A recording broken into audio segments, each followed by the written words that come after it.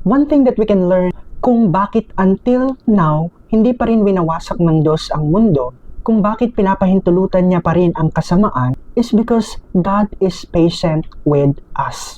Sabi nga sa 2 Peter 3:9, God is not wanting anyone to perish, but everyone come to repentance. Ito ay isang classic illustration na mayroong nagtanong sa isang Kristiyano at tinanong niya siya ng ganito, kung makapangyarihan talaga ang Diyos, kaya niyang wasakin agad-agad, instantly ang kasamaan. Sumagot naman itong Kristiyano, oo naman.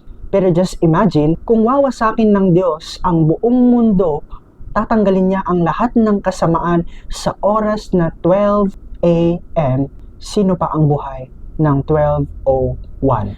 Ayaw ng Diyos na mapahamak tayo sa impyerno, kaya as long as nabubuhay tayo, binibigyan tayo ng chance na tumalikod sa ating mga kasalanan at mamuhay na lumalakad sa kalooban ng Diyos.